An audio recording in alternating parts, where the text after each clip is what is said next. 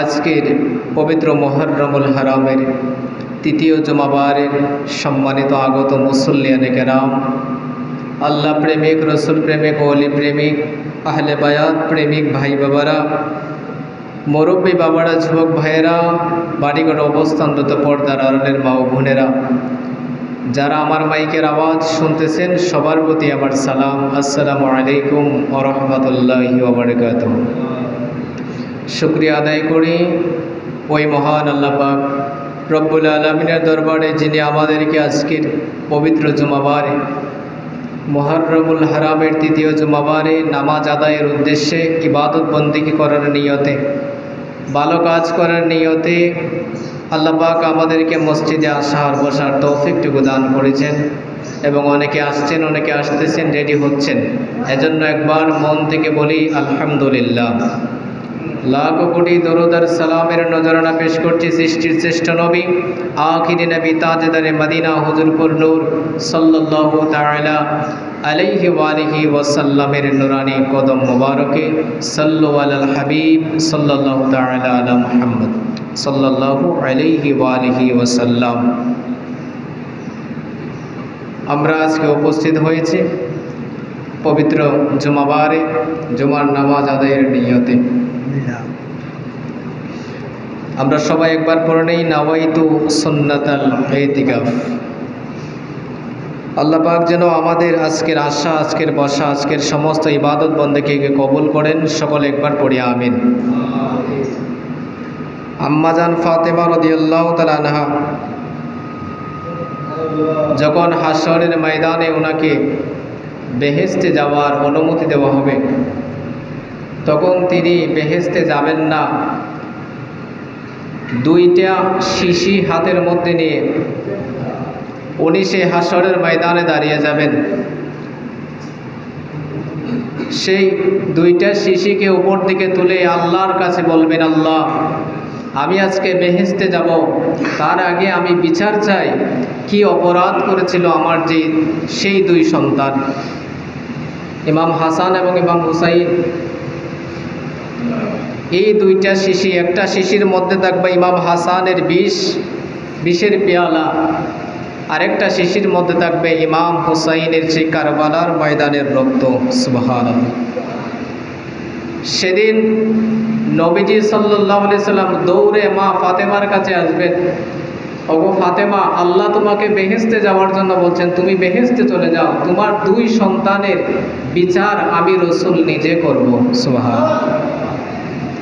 কিন্তু মা ফাতেমা যখন আল্লাহর নবী আম্মাজান ফাতেমাকে এই কথা বলবেন, তখন আম্মাজান ফাতেমাকে বেহেশতি সাজিয়ে নববধূ করে সাজাইবেন, বেহেশতি শাড়ি দিয়ে, এবং চারদিকে ফেরেশতা নাজিল করে দিবেন। আল্লাহ আম্মাজান ফাতেমাকে আহলান সাহলান মারহাবা দিয়ে সর্বপ্রথম জান্নাতের মধ্যে যিনি প্রবেশ করবেন তিনি হলেন মা ফাতেমা। যখন তিনি জান্নাতের দিকে যাইতে থাকবেন, তখন আম্মাজান ফাতেমা আল্লাহকে বলবেন, আল্লাহ, আমি কি একাই জান্নাতে যাব, আমার সাথে কাউকে দিবা না? তখন আল্লাহ বলবেন যে তোমার সাথে তোমার স্বামী হযরত আলী রাদিয়াল্লাহু আনহুকে নিয়ে তুমি জান্নাতে প্রবেশ করো। সুবহানাল্লাহ। যখন আলী রাদিয়াল্লাহু তাআলা আনহু সহ আম্মাজান ফাতেমা জান্নাতের দিকে রওনা দিবেন, তখন হযরতে আলী বলবেন যে আমরা কি একাই যাব, আমাদের সাথে কাউকে দিবা না? তখন আল্লাহ তাআলা বলবেন, ওদের সাথে ওদের দুই সন্তানকে, ইমাম হাসান এবং ইমাম হুসাইনকে সাথে দিয়ে দাও। সুবহানাল্লাহ। আল্লাহর নবী বলবেন, ফাতেমা, এখনো কি তোমার বিচার বাকি আছে? ইমাম হাসান এবং ইমাম হুসাইনকে তো তোমাদের সাথেই জান্নাতে দেওয়া হচ্ছে, এখনো কি তোমাদের বিচার বাকি আছে? আম্মাজান ফাতেমা মুস্কি হাসবেন এবং সমস্ত আহলে বায়াত একসাথে জান্নাতে প্রবেশ করবেন। সুবহানাল্লাহ। আজকের খুতবার মধ্যে বিষয়বস্তু আনা হয়েছে আহলে বায়াতের ফজিলত। ইমাম হাসান এবং ইমাম হুসাইন কে ছিলেন? আহলে বায়াত কি? আহলে বায়াতকে আমরা আরেকটা নামে ডাকি, সেটা কি? পাক পাঞ্জাতন। তবে আমাদের সমাজে যেভাবে পাক পাঞ্জাতন পালন করা হয়, 5টা মোমবাতি জ্বালিয়ে একটা আসনের মধ্যে 5টা মোমবাতি জ্বালিয়ে যে পাক পাঞ্জাতনকে স্মরণ করা হয়, এটা সম্পূর্ণভাবে নাজায়েজ কাজ। এটা ইসলামে জায়েজ নাই। আপনি ইমাম হাসান এবং ইমাম হুসাইন, আমার নবীজি, আম্মাজান ফাতেমা, এই 5 জনকে আপনি সামান্য একটা মোমবাতির সাথে তুলনা করবেন? নাউযুবিল্লাহি মিন যালিক। এই যে একটা আসনের মধ্যে 5টা মোমবাতি জ্বালিয়ে তাদেরকে স্মরণ করা হয়, এটা হলো সম্পূর্ণ নাজায়েজ কাজ, গুনাহের কাজ। ইসলামের মধ্যে এটা জায়েজ নাই। পাক পাঞ্জাতন কারা ছিলেন? পাক অর্থ পবিত্র, পাঞ্জা অর্থ 5, তন অর্থ দেহ, পবিত্র 5টি দেহ। আল্লাহ পাক রব্বুল আলামিন পবিত্র কালামের 22 নম্বর পারার আমার আল্লাহ সূরা আহজাবের 33 নম্বর সূরা আহজাবের আল্লাহ তাআলা 33 নম্বর আয়াতের মধ্যে আমার আল্লাহ ইরশাদ করেন, ইন্নামা ইউরিদুল্লাহু লিইয়ুযহিবা আনকুমুর রিজসা আহলাল বাইতি ওয়া ইউতাহহিরাকুম তাতহীরা। আল্লাহ পাক ইরশাদ করেন, ইন্নামা, নিশ্চয়ই আল্লাহ তাআলা চান, কি চান? হে আহলে বায়াত, নবীর পরিবার, তোমাদের থেকে আমার আল্লাহ সমস্ত নাফাকি, সমস্ত অপবিত্রতা, সমস্ত দূষণীয়গুলো আমার আল্লাহ দূরীভূত করে দিবেন এবং আমার আল্লাহ ইউতাহহিরাকুম তাতহীরা, তোমাদেরকে পবিত্র করার মতোই আল্লাহ পবিত্র করে দিবেন। সুবহানাল্লাহ। আল্লাহ বলছেন নবীর আহলে বায়াত পবিত্র, যাদের মধ্যে কোনো গুনাহ নাই, যাদের মধ্যে কোনো দোষ নাই, যাদের মধ্যে কোনো নাফাকি নাই। আল্লাহ বলছেন কুরআনুল কারীমের আয়াত যে আহলে বায়াত যারা, নবীর পরিবার যারা, তাদেরকে আমার আল্লাহ পবিত্র করে দিয়েছেন। সুবহানাল্লাহ।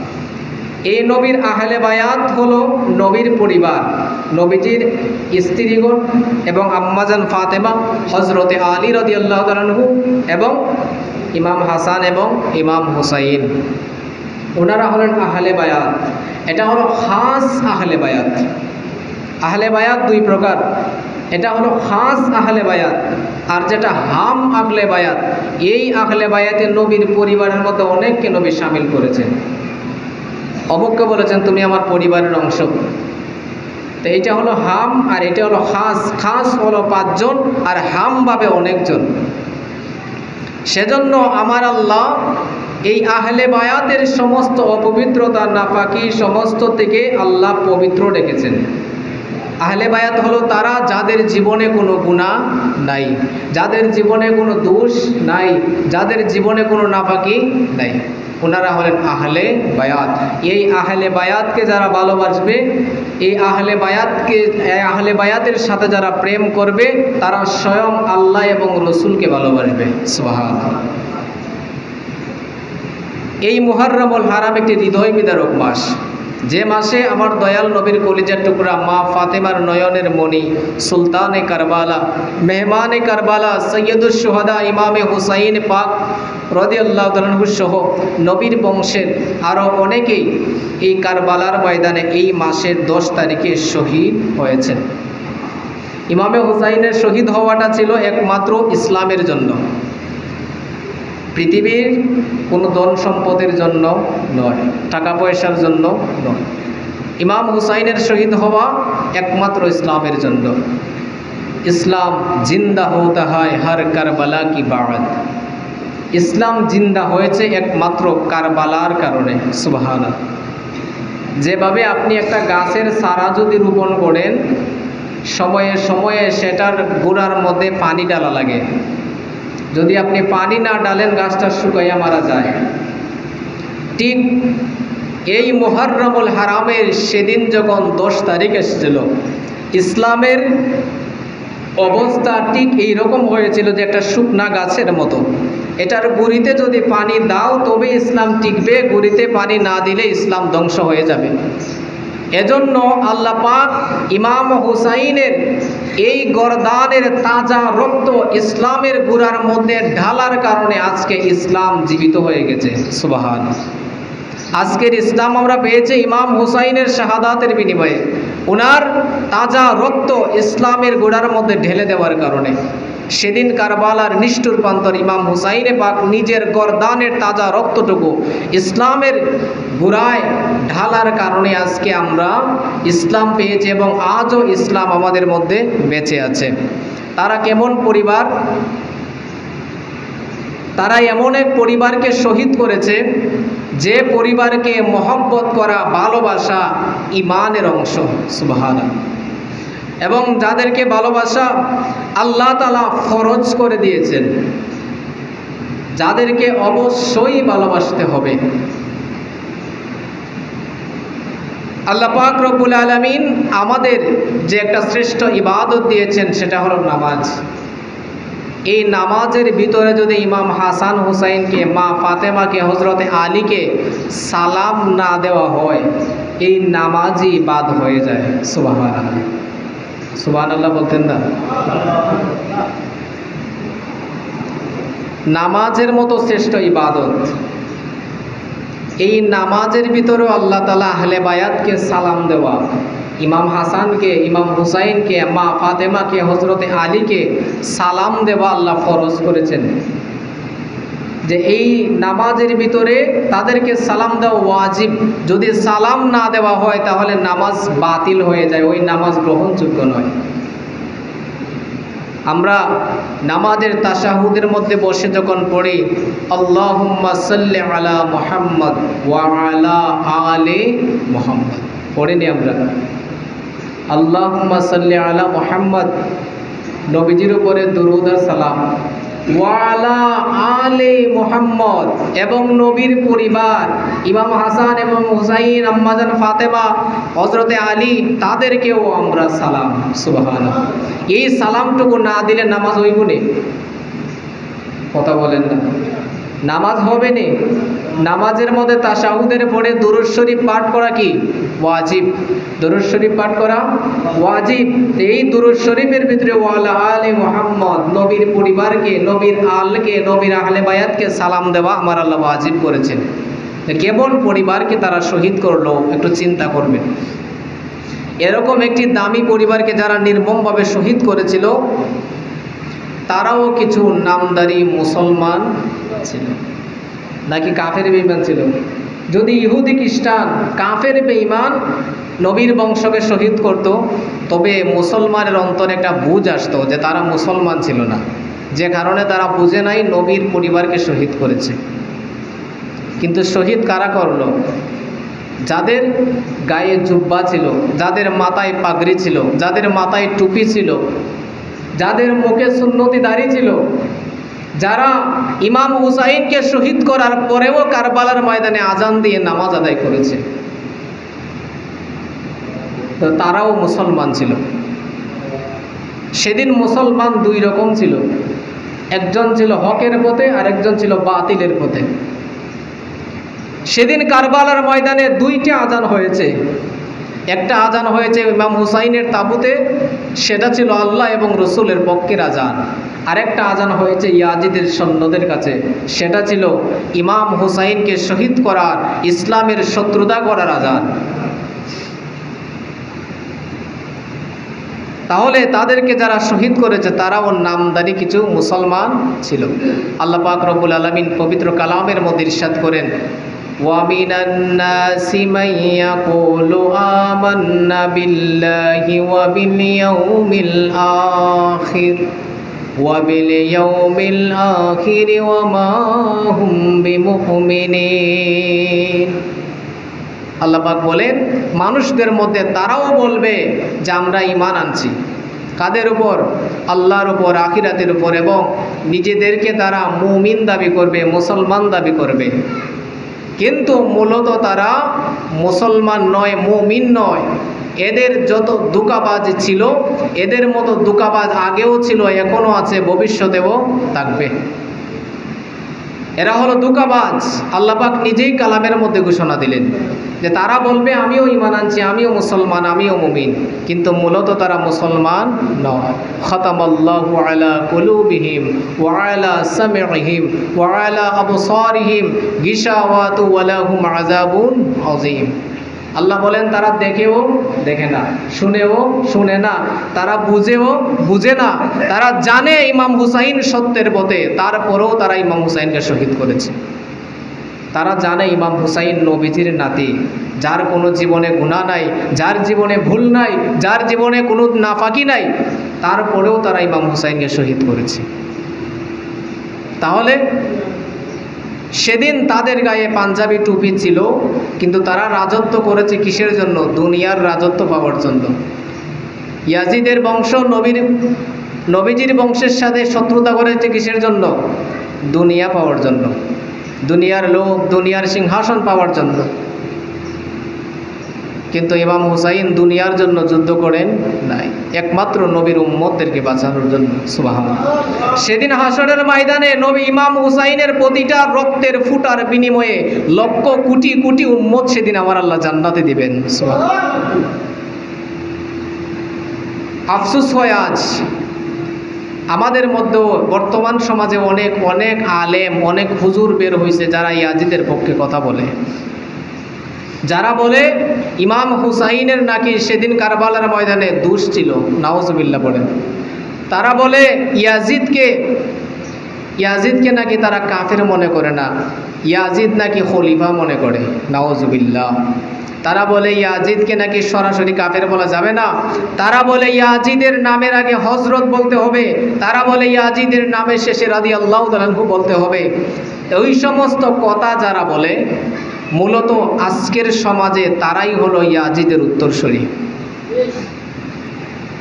আপনি ইয়াজিদের জন্য যদি এতই ভালোবাসা থাকে, তাহলে একটা মানুষের নাম দেখান তো ইয়াজিদ রাখছে, আসেনি? যারা ইয়াজিদের পক্ষে কথা বলে তারাও তো তাদের সন্তানের নাম ইয়াজিদ রাখে না, কারণ জানে যেটা এমন ফসাপ হচ্ছে নামটা, এই নামটাকে সবাই ঘৃণা করে। কিন্তু সেদিন কারবালার ময়দানে ইমাম হুসাইনের সাথে মাত্র নবীর বংশের ৭২ জন ছিল, আর তারা ছিল হাজার হাজার মানুষ। আজকের সমাজে ও আজকের দুনিয়ায়ও আমাদের সত্যের পথে, ইসলামের পথে, সঠিক পথে মানুষ কম থাকবে, এটাই স্বাভাবিক। কিন্তু বাতিলের পক্ষে তাদের মানুষ বেশি থাকবে। তবে ইমাম হুসাইন সেই কারবালার ময়দানে শহীদ হয়ে উনি বুঝাই দিয়েছেন যে ইয়াজিদ এমনভাবে পৌঁছে গেছে কিয়ামত পর্যন্ত আর একটা ইয়াজিদও সমাজের মধ্যে তৈরি হবে না। কিন্তু ইমাম হাসান এবং ইমাম হুসাইন প্রতিটা মুসলমানের ঘরে ঘরে নাম চলে আসছে। সুবহানাল্লাহ। আছে না? হাসান হুসাইন নাম রাখেননি আপনারা, কিন্তু ইয়াজিদ রাখছেননি কারো নাম? বলেন আমার নাতির নামটা ইয়াজিদকে ভালোবেসে ইয়াজিদ রাখলাম।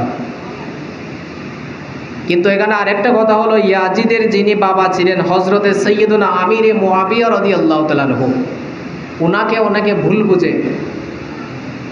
ইয়াজিদের যিনি বাবা ছিলেন তিনি ছিলেন নবীজির সাহাবী, ওহী লেখক সাহাবী। সুবহানাল্লাহ।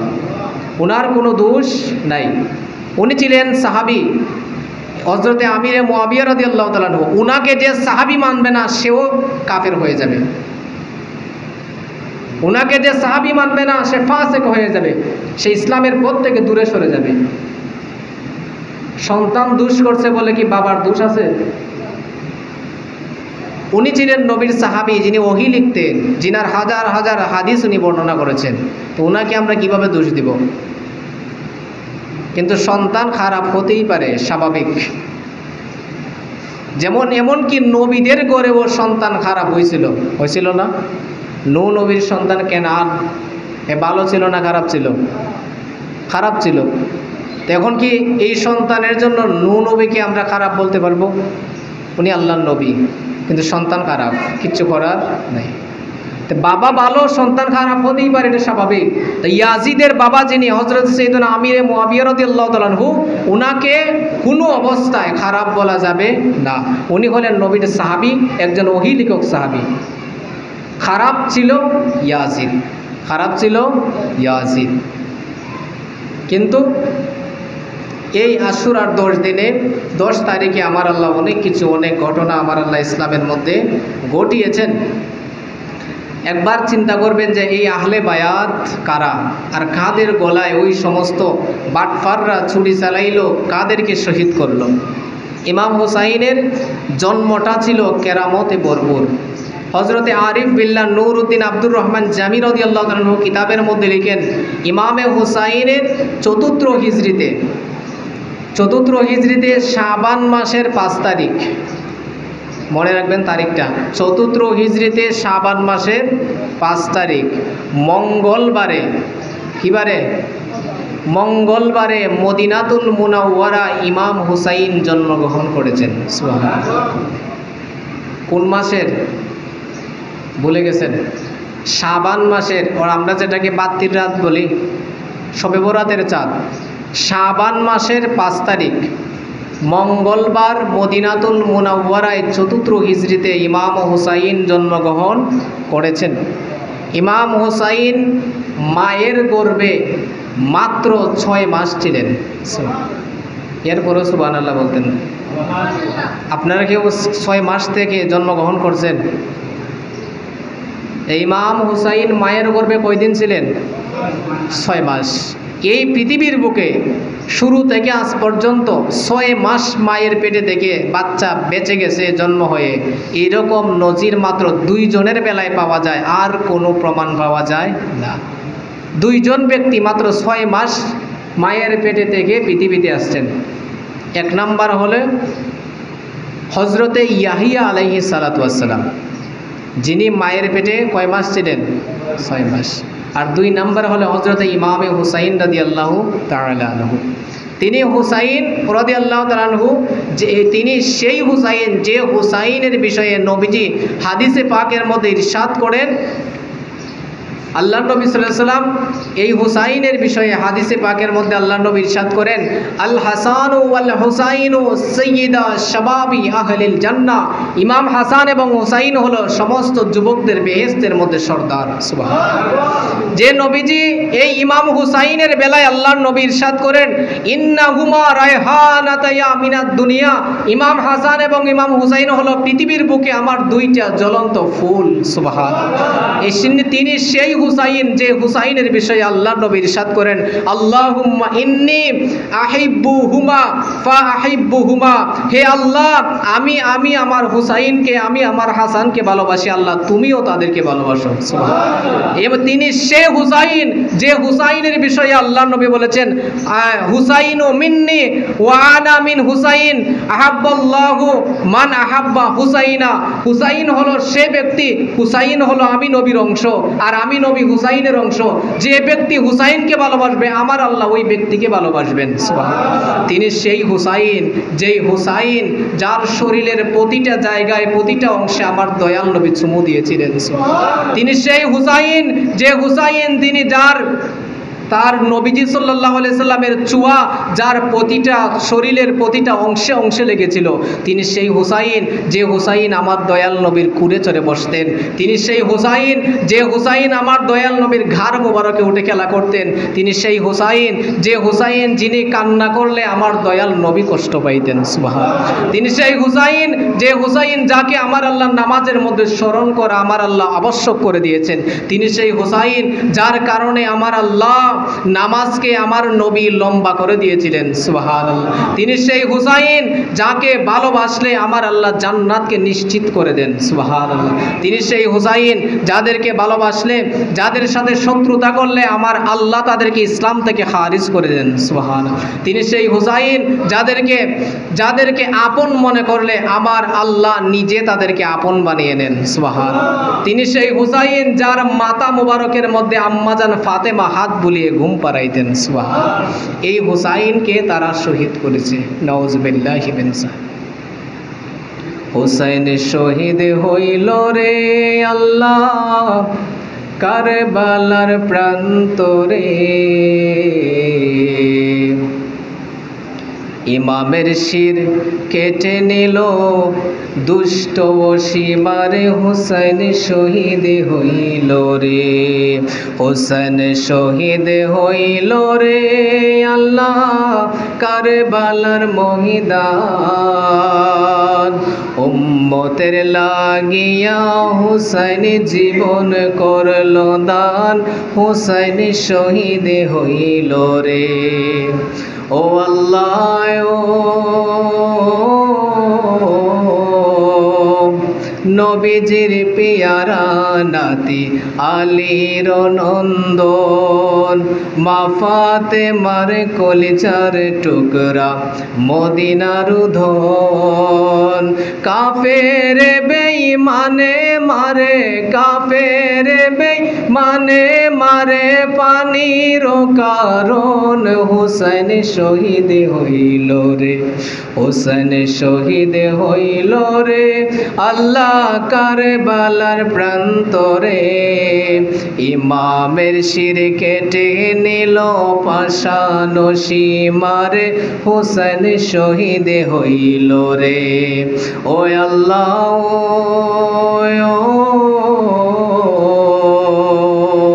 ফুরাত নদীর কাছে যখন হুসাইন আসিল, হাজার হাজার কাফের মিলে ঘেরার করিল।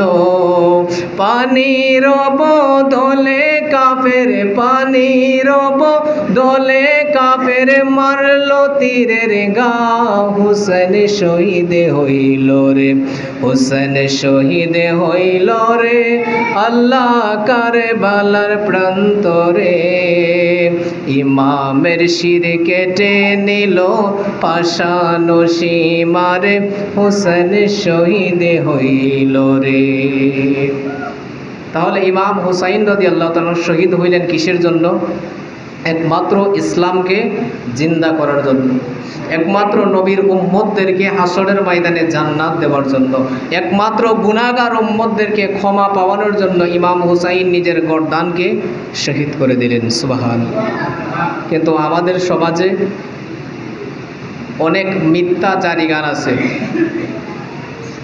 বলে যে কাশেম শহীদ হইল রে কারবালার প্রান্তরে, কান্দে বিবি সকিনায় গো বৈশা বাসর করে। বলে নেই, শুনছেন না মনে হয় আপনারা? আসেনি এটা? কান্দে বিবি সকিনায় কোথায় বসে? বাসর করে। নাউজুবিল্লাহ, একটু জোরে বলেন।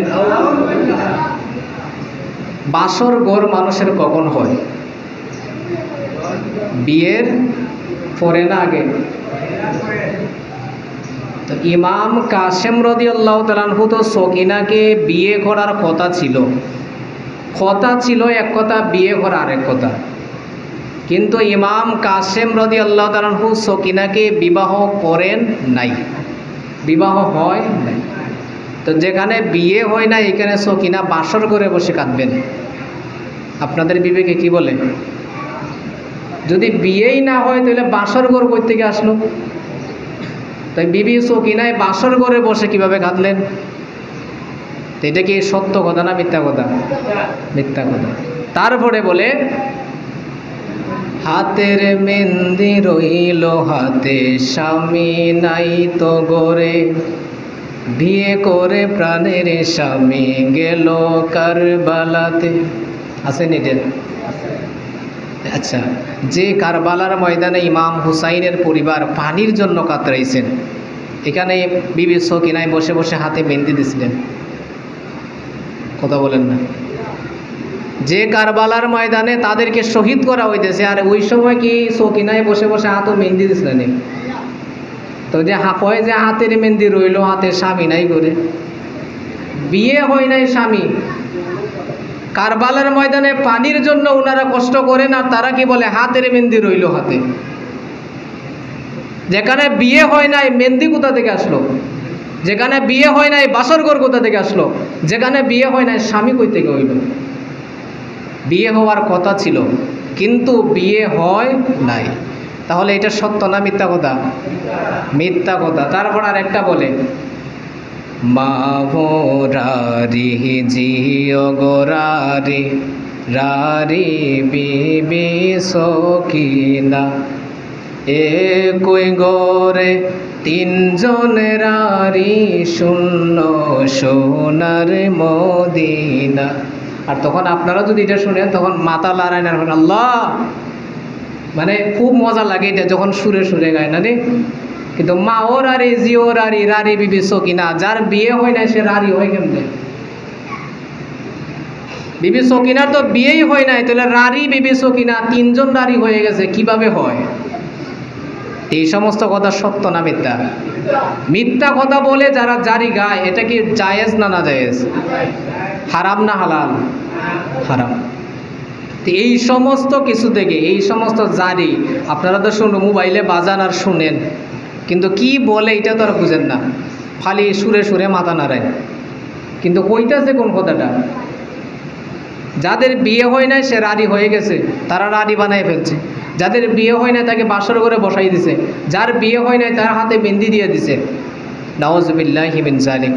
তো এই সমস্ত জারি গান যারা গায়, এবং অনেক বক্তারাও দেখছি ওয়াজের ময়দানে আইয়া এই সমস্ত জারি গান গাইয়া গাইয়া তারা ওয়াজ করে করে যায়। মূলত তারা কিতাব পড়ে না, মূলত তারা পড়ে না, তারা শুনে শুনে ওয়াজ করে।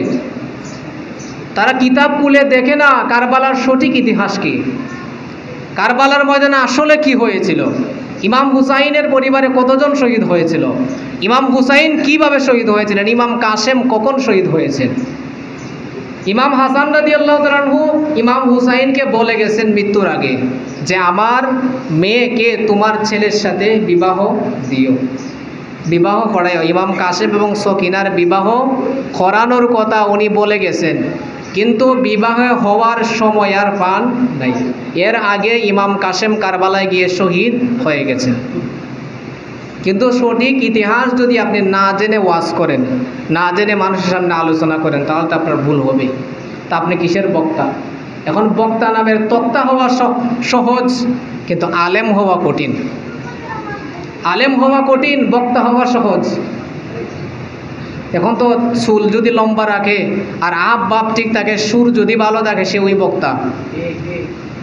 কিছু কিছু কথা, এমন এমন কথা আমাদের সমাজে কিছু বক্তারা চালু করে, যে কথা যদি কেউ ঈমান আনে সে কাফির হয়ে যাবে। অনেক এই কিছুদিন আগে এক বক্তা শুনছি কইতেছে যে আল্লাহ, আমি দুনিয়ার সাফে পরে হালাল হারাম কতই খাই, আমার মধ্যে থাকলে তুমিও তো খাইছো, তাই আমি যদি দুজক হয়ে যাই আল্লাহ তুমি থাকবাই কোন জায়গায়? নাউজুবিল্লাহ বলেন। কারণ সে দলিল দেয় কি আল্লাহ প্রতিটা মানুষের সাথে আছেন, এটা সত্য, আল্লাহ প্রতিটা মানুষের সাথে আছেন। তা আমি যদি হারাম খাই আল্লাহ তো খাইছো, নাউজুবিল্লাহ পড়েন। তা আমি যদি আল্লাহ দুজক হয়ে যাই তুমি কোন জায়গায় থাকবা? কারণ আমি যখন হারাম খাইছি তুমিও তোমার সাথে আছো। তাই তাদের যুক্তি দেখছেন নি আপনারা? এখন কোনো আমি জিনা করতেছি আল্লাহ আমার সাথে আছেন, আল্লাহ সাথে আছেন, এটা কোন অর্থে বোঝায়? যে আল্লাহ তোমাকে এখনো বাঁচাই রাখছেন, আল্লাহর রহমতের ছায়ার তলে তুমি আসো, আল্লাহ তোমারে দেখাশোনা, আল্লাহর প্রতি তোমার প্রতিটা কাজ আল্লাহর কাছে উপস্থিত, আল্লাহ দেখেন, এই অর্থে আল্লাহ সাথে আছেন। কিন্তু আমি হারাম খাইছি এজন্য আল্লাহও হারাম খায়। এই সমস্ত বক্তা এই কথাটা কেটা বলছে জানেননি আপনারা? রেজবি গ্রুপের কিছু বক্তা আছে, তবে মেন যিনি আকবর আলী রেজবি, ওনার কোনো দোষ নাই, উনি ভালো মানুষ ছিলেন, আল্লাহর ওলি ছিলেন। এবং এই এখন যারা কিছু কিছু তক্তা বের হয়েছে, তারা এই সমস্ত কথা বলে রেজবির দুর্নাম করে। জালালির কিছু বক্তা আছে, তারা এই সমস্ত কথা বলে বলে জালালির দুর্নাম করে। ওই যে 2 দিন আগে দেখছেন না এক বক্তায় জালালি, তার নাম বেলায়েত হোসেন জালালি, ওয়াজ করতে করতে বলতেছে গাঞ্জা গাছ নাকি সৃষ্টি হয়েছে আম্মা ফাতেমার দুধ মুবারক থেকে। নাউজুবিল্লাহ। চিন্তা করছেন কত বড় কথা বলে, যেখানে আল্লাহ পাক বলেছেন কি ইন্নামা ইউরিদুল্লাহা লিইউযহিবা আনহুমুর রিজসা আহলাল বাইতি ওয়া ইউতাহিরাকুম তাতহীরা। আল্লাহ বলেন আমি আহলে বায়াতের মধ্যে কোনো ধরনের অপবিত্রতা রাখি নাই, আমি আল্লাহ সব ধরনের নাফাকি ও পবিত্রতা গুনাহ থেকে তাদেরকে দূরে রাখছি। আর এই বক্তা বলে আম্মাজান ফাতেমার দুধ মুবারক থেকে নাকি গাঞ্জা গাছ সৃষ্টি হয়েছে। নাউজুবিল্লাহি মিন যালিক। এই সমস্ত বক্তারে আমরা আবার দাওয়াত করি 20,000 50,000 টাকা দিয়ে, আর লম্বা লম্বা গজল গায়, আর আমরা মাথা নাড়াই, কিন্তু কোন কথাগুলা বলতেছে আমরা এটা একটু বুঝি না। আরেকটা কথা আছে, জালালি বলছিল যে নবীকে মুসলমান বলা যাবে না, মুসলমান বললে তোমার ঈমান থাকবে না। নবী মুসলমান নয়, নবী ঈমানদার নয়। তাহলে কি? নবী ঈমান, আমরা ওনাকে মেনে ঈমানদার। নবী ইসলাম, আমরা এই ইসলামকে মেনে মুসলমান।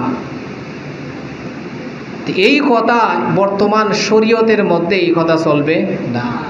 এটা সত্য তখন যখন আপনি বুজুর্গ হতে হতে যখন আপনি মারিফতে বসবেন।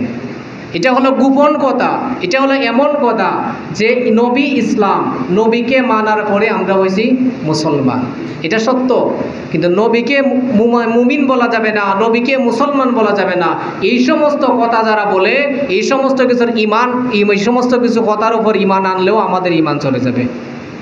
কারণ শরীয়তে এটা হয় না, শরীয়তে এটা জায়েজ নাই। শরীয়ত একটা, মারিফত আর একটা। আপনি মারিফতের কথা, গোপন কথাগুলো যদি আপনি শরীয়তে প্রকাশ করেন তাহলে আপনাকে হত্যা করা জায়েজ। তা আপনি ওই পরিমাণে আলেম এখনো হন নাই। আগে শরীয়ত মানেন। শরীয়তের এমন এমন কথা মারিফতের আছে যা শরীয়তে আপনি প্রকাশ করতে পারবেন না। আমরা তো অনেকে মারিফত করি, কিন্তু মারিফত করি না, মাইরের ফত করি, এটা আমরা নিজেও বুঝি না। আমাদের মধ্যে না আছে শরীয়ত আর আমরা হই মারিফত। শরীয়ত হলো মারিফতের সিঁড়ি। যদি আপনি সিঁড়ি ছাড়া যেভাবে উপরে উঠতে পারবেন না, শরীয়ত ছাড়া আপনি মারিফতে যাইতে পারবেন না। আপনার আগে 100% শরীয়ত আপনার মধ্যে থাকতে হবে, 100% শরীয়ত থাকতে হবে, তবেই আপনি মারিফতের দরজা পাবেন। আপনার মধ্যে না আছে নমাজ, হয় আসে কানে নামাজ পড়া, রুকু আর সেজদা সারা। নাউজুবিল্লাহ পড়েন। এ কি আসে কইছে রুকু আর সেজদা সারা নামাজ পড়ে? এটা কিন্তু কয় ওয়াজের মধ্যে বলে, গজলে বলে, আসে কানে নামাজ পড়া, রুকু আর সেজদা সারা। তো হেমন আশেক আপনার দরকার নাই যে আশেকে রুকু আর সেজদা সারা নামাজ পড়ে। এক পীর সাহেব গেছে মুরিদের বাড়ির, গিয়া যখন নামাজের টাইম হয়েছে, জোহরের নামাজের টাইম, পীর সাহেব ঘুমো। কিন্তু যখন খাবারের টাইম হয়েছে, মুরিদকে ডেকে বলে যে কিরে তোর বাড়িতে আসলাম, আমার খাবার টাবার দিবি না, নেই সময় তো যাইতেছে, দুপুরের রক্ত, আমার তো পেটের মধ্যে খিদা লাগছে বেশি। তখন মুরিদ ছিল, এটা ঠেটা মুরিদ, ঠেটা মুরিদ চিনেন নেই? তো মুরিদে তো কি আলো করছে যে বিশ্বাসে তো নামাজ পড়ছে না। তো মুরিদে বললো যে হুজুর একটু আগে তো আজানও হয়েছিল, আপনি দিন নামাজটা পড়তে তো দেখলাম না। এই বেটা তুই কিতা বুঝোস? তুই ফিসাব থেকে কি বেশি বুঝোস না কিতা? আমি কি তোমরার মতো নামাজ পড়ি? আমি ধ্যান করে এখন মক্কা শরীফ থেকে নামাজ পড়ে আসলাম। নাউজুবিল্লাহ পড়েন। ধ্যান করে কোথায় থেকে নামাজ পড়ে আসছে? আহা, তখন হে তো টেটা আর একটা। তো মুরিদে বলে যে হুজুর আপনার এতই ক্ষমতা, আপনি ধ্যান করে মক্কা শরীফ থেকে নামাজ পড়ে আসলেন আমার ঘরে ঘুমাইয়া ঘুমাইয়া। তাইলে হুজুর আরেকটা কাজ করেন, আপনি ধ্যান করে মক্কা শরীফ থেকে খাবারটাও খাইয়ে আসেন, আমি দিব না। বুঝছেন নি কথা? তা আপনি যদি মক্কা শরীফকে নামাজ পড়াইতে পারেন, তো খানির লাগে আপনি আমার কোন কে দেয়? আপনি তো 5 স্টার হোটেলত ধ্যান করে কে খাইয়ে পারেন। তো এই পিসাব পড়ছে বিপদ। এগুলারে পিসাব বলে না, এগুলাকে পেশাব বলে। এই সমস্ত যারা নামাজ ছাড়া পিসাব হয়, দাড়ি কাইটা পিসাব হয়, যারা ইসলামের নিয়ম কানুন ছাড়া পিসাব হয়, ল্যাংটা হইয়া বাবা হয়, এই সমস্ত কিছু শরীয়তে সাপোর্ট করে না। এগুলা বিশ্বাস করলে ঈমান থাকবে না।